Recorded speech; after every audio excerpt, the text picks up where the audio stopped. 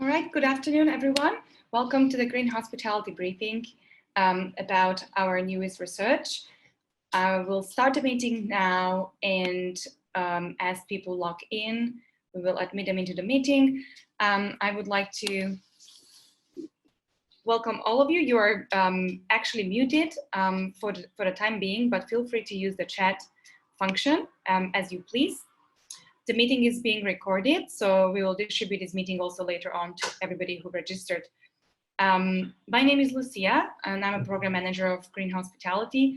Just to introduce you a little bit what Green Hospitality does. So we are a platform that kind of works with all the stakeholders in the hospitality industry. That is including hotels, airlines, F&B, and other players. And we try to catalyze the shift to more sustainable industry and make the hospitality industry the leader in operating in a sustainable way.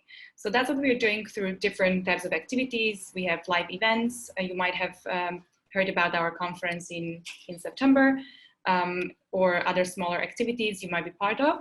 We also have the happy hour talk with experts in the industry that you can find information about on our social media or the website, or if you subscribe to the newsletter.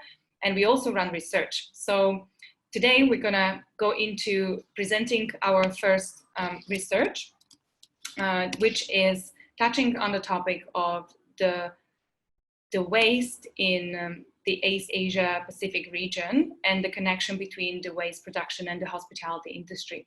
And this report was written by our lead researcher, Camille, who is here with us today and will present the report. And I'd like to give her actually the word and to go ahead and tell us a bit more about the key takeaways from her findings. Thank you very much, Lucia, for the introduction. So I'm going to share my screen to present you what we found with the report. Now we did this first report on the solid waste and the impact of the tourism industry in the East Asia Pacific region.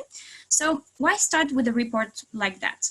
So if I show you this, which is actually the projected waste generation by region, and East Asia Pacific is here on the right, or this map, or if I tell you that over half of the land-based plastic pollution in our oceans originates from just 5 countries, 4 of which are in East Asia. So you get it. There is a waste problem in the East Asia Pacific region, and I think we all know that. But why? So all the graphs I've shown you show that the volume of waste that is generated in the region is huge. But if you want to understand the problem, the volume tells you almost nothing. It's like trying to make a puzzle when the only thing you know is that there are 500 pieces. So through this report, we wanted to try to understand why there is a waste crisis in the East Asia and Pacific region, what are its effects, and what are the impacts of the tourism and travel sector on the waste issue. So here's what we found about the municipal solid waste crisis puzzle. So first, why is there such a big waste generation in the East Asia and Pacific region? So the first thing which is interesting with waste is that waste generation is linked to our current development model. So our current development model is based on the fact that consumptions of goods and services fuel GDP. But the more we consume, the more we waste. In the same way, urban areas tend to be more developed, people consume more there and waste more. And finally, the more we are, the more we consume, the more we waste. So when you think about it, it is very logical, but somehow the mental connection between consumption and waste is not obvious because waste is often something that is hidden from us. Consumption and waste are literally the two sides of the same coin, but when we talk about growth, we only been shown like the one side of the coin. When you look at the region through these 3 lenses, so urbanization, development, and population, you start to understand that the waste crisis in the region has very structural roots. So the region has kept a steady rapid growth of about 4.5% per year after the 2008 crisis. It has the biggest urban population in the world, and it is the most populated region on the planet. A lot of these countries also have looser rules on waste handling and end up with receiving waste from other countries like Europe, US, Japan, or South Korea. We'll come back to that later. And now, if you think about tourism, in 2018, the share of the travel and tourism sector accounted for 8.8% of the region's GDP, which is roughly 300 billion US dollars. Tourism also seasonally increases and concentrates the population in one specific area, and most of the tourists come from richer countries with higher consumption patterns. So, if it's easy to find the share of the travel and tourism sector in the region's GDP, it's much harder to find by how much it contributes to the waste problem. So, during this research, we found two studies, however, that kind of try to measure the waste generation in Thailand and Vietnam, so very specific areas. But these two studies found that the travel and tourism sector can produce up to 3 times the regional average. So the regional average is 0.56 kilogram per day per person. And in these hotels, they found like more than 1.74 kilo per day per person. So, but these figures depend really on the size and the standards of the hotel, of course. So further research is needed to understand really like to which extent the tourism and travel industry contribute to the waste problem. So then we try to understand which type of waste is generated. Why is that important? Because the type of waste that is generated also will impact the type of waste disposal method that you're going to use. For example, if you have a high organic food waste in your waste generation, well, then it's going to be hard to incinerate because of the high moisture content of organic waste. So an incinerator will be less efficient than composting, for example. So in the East Asia Pacific region, as you can see on this graph, more than 50% of the waste is organic waste, and about 30% is recyclable, which is also a mirror of the level of development of the region, because the more countries tend to be developed, the more dry waste they produce. So dry waste is in opposition to wet waste, which is organic waste.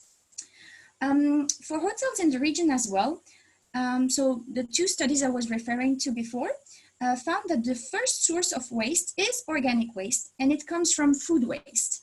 So it would be, for example, food that has been forgotten in the fridge and that is now expired, or food that has been left uneaten after preparation. So typically, if the food waste is sent to landfill, where there is no air, it's called anaerobic conditions, it decomposes and creates methane, which is a greenhouse gas that is 20 times more potent than carbon dioxide. So reducing food waste or composting it would significantly reduce air pollution in the region. According to the World Bank, emissions from solid waste treatment and disposal account for about 5% of total global greenhouse gas emissions, which is roughly the same share as the aviation industry. There is also the Drawdown project, which is trying to list the most impactful actions that we can take to mitigate climate change, listed reducing food waste as the first action to mitigate climate change. So, but in the region, only 2% of the municipal solid waste is composted, as we're going to see later, and we're going to see why. And then after food waste, so the region produces mostly plastic and paper and cardboard waste. So cardboard and paper biodegrades quite easily, but plastic becomes a real problem for the region, and it pollutes the ocean through mismanaged waste on land, but also through rivers. So one thing to know about plastic pollution is that it can, or any like pollution, it's that it can come from land. And as we see, like East Asia has a lot of like population on the coasts, so there the plastic can leak into the ocean. But a huge quantity of plastic also comes from rivers. And about 90% of the global waste load into the sea comes from 10 rivers, and half of them are located in the East Asian Pacific region. So it's also a big source of pollution, and not only for the populations that are located on the coasts. Now, how resilient is the solid waste management system in the region? So in the region, we have some regional champions like Taiwan, Japan, or South Korea, which have been working hard on waste management since the 1990s. Since 2018, China is also rapidly catching up on the issue with the National Sword Policy, you might have heard of that, which banned import of poor quality recyclables. And China also launched a pilot scheme to reduce single-use plastics in hotels and restaurants. And one of the pilot cities was Shanghai, so you might have heard that as well. However, the rest of the region has a quite fragile waste management infrastructure. So as you can see here, waste collection coverage in the region averages about 71%, with only 45% in rural communities. So rural parts are particularly fragile, but these rural areas are often the ones that are targeted by national governments to be developed. And so sometimes they use tourism as a tool of development. So we can see here that the governments need to be particularly careful when they use tourism to develop a region, and they need to make sure that the waste infrastructure follows the development. In terms of disposal method, so it's my chart on the right, most of the waste of the region, so it's around 46%, is disposed of in unspecified landfills. So what is an unspecified landfill? So in Hong Kong, for example, there are 3 controlled landfills. In the controlled landfills, they will capture the leachate and the greenhouse gases that are created by the landfill and treat them accordingly. In open dumps, the waste is just put somewhere and there are no fence around and there are no security measures. The unspecified landfill is a bit in between, which means that you can have some protective measures. You can have leachate capture or greenhouse gas capture, but it's not going to be as advanced as a controlled landfill. So unspecified landfill are a bit better than open dumps, but it's still it still lacks some environmental protection. And then 18% of the waste that is generated in the region ends up in an open dump. So this 18% is relatively low compared with other regions with similar development levels, but these open dumps are of course still a security and a public health threat for the population. And now, so what consequences for the travel and tourism industry when it comes to mismanaged waste? So as you've understood now, creating waste in the East Asian Pacific region often comes with a higher environmental and societal cost, as it has more chances to pollute the air, the waters, and impact public health or public security. So open dumps, for example, can also be a security threat because if they're not properly managed, they can become landslides, for example. And practices like single-use items represent a huge loss of energy and resources. So on that last point, we don't spend too much time on this report, but we will cover it more extensively in our upcoming plastic report. Then these negative externalities are not measured by the region's GDP, but waste can have a very concrete cost for the tourism and travel industry. So waste can drive away guests, as it has been the case, for example, in Morocco, where the waste was cited as the first reason why people didn't want to go there anymore. But most importantly, it can damage the environment to such a point that the site needs to be closed, like in the Philippines in 2018, when the iconic Boracay beach was closed for 6 months. So a similar measure has been taken by other countries in the region, like Thailand, for example. And when it comes to the closure of the Boracay beach, it cost the local tourism industry hundreds of millions of dollars. Um, so this report is an overview of the waste management in the East Asia Pacific region. We wanted to give you some keys to understand waste-related issues and show that in most countries of the region, tourism is an additional strain on a waste management system that is already under pressure. So actors in the tourism industry in the region should be particularly careful with their waste. And after this context sheet, our next reports will concentrate more on concrete actions that can be taken by the hospitality industry to reduce its environmental impact on the region. One will be an analysis of the situation in Hong Kong, and the next one will focus more on plastic waste, as I've said. So thanks for coming. I hope the presentation was interesting. And I would love to hear your insights about the situation in the region and your comments. Thank you very much for coming. Oops. Thank you, Camille, for presenting a bit of a data. And I want to just point out that we actually have the full report available on our website, and we're going to share the link with all the registered participants to this webinar. So you will be able to actually read a bit more in detail about everything that Camille just pointed out, and definitely it gives a bit more concept and more meat to chew on, if you'd like. We have just a couple of participants today, so like actually you can feel free to even unmute yourself if you have any comment or anything that you would like to add as your insight. It would be quite nice to hear from you. Also, after reading the report, we are very much happy to receive your comments or what we can research more deeply, more in detail. I think one of the really interesting things that we found out was that there was not really much of the calculation made and the correlation between the hospitality industry and the waste generation. But we know that there's lots that we take out from the restaurants, right? There is lots that we use in the hotels or we use when we travel. And so this correlation has not been mapped very well in the region. Some of the data, as we will present in the next report about Hong Kong, date back almost 10 years ago. So we don't have any basis at the moment to kind of estimate the impact of the industry, which we would like to continue our research on in the future. But I'd like to welcome the comments. So we have Alice, James, and Vivian here live with us. So if you guys have anything you'd like to observe, like feel free to unmute, even jump into our conversation.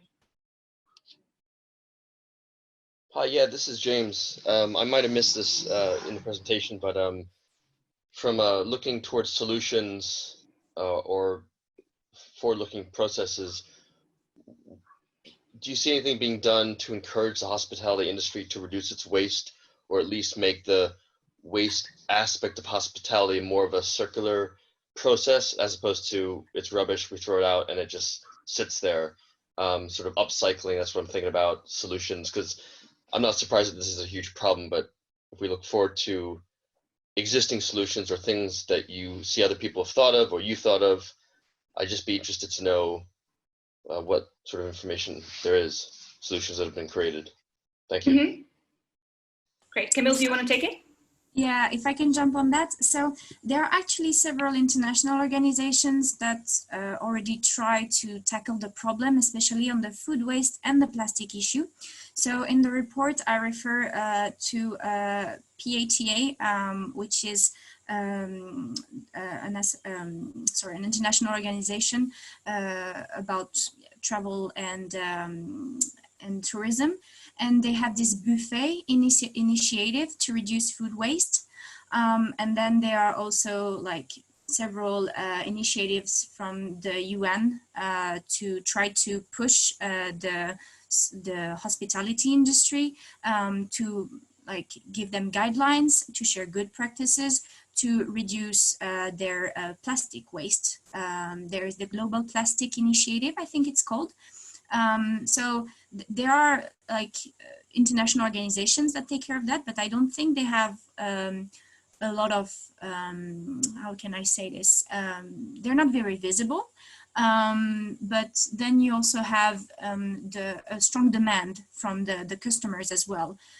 Customers become more and more aware of the problem, and then it starts to really influence the hotels, like we've seen with the big groups that have stopped, for example, putting small bottles and put bulk shampoo and shower gel dispensers, for example. So I would say that customer pressure and like kind of a global awareness of the issues are starting to make a difference, but it really like lacks a bit of yeah, very strong measures, I would say, from the hospitality industry. You're right.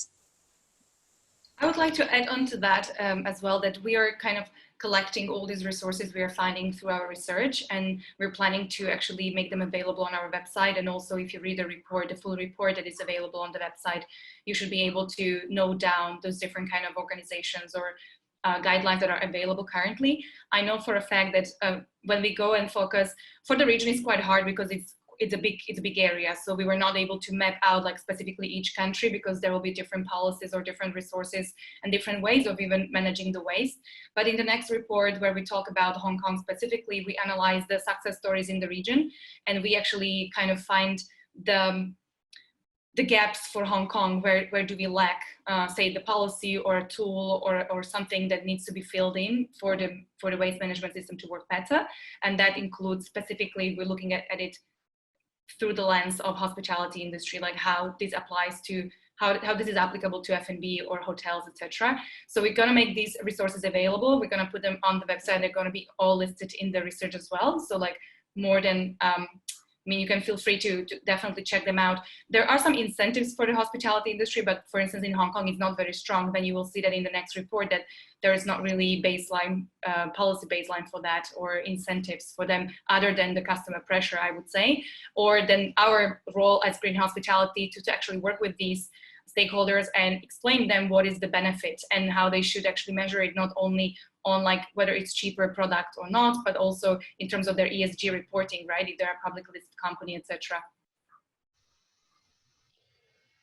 I realize Green Hospitality, in the name of the organization, is hospitality, so it sort of implies that industry. But going forward in the next, I don't know, 5-10 years, do you guys foresee you branching out to other industries to cover the same concepts, whether it's upcycling, waste management, mitigation, reduction, and just branch out from hospitality, but still include it? Or do you guys strictly focusing on hospitality as your sort of medium to long-term focus? I think immediately it's hospitality industry, and I did not mention that, but the Green Hospitality is a sustainability program of Soap Cycling, which is a charity here in Hong Kong.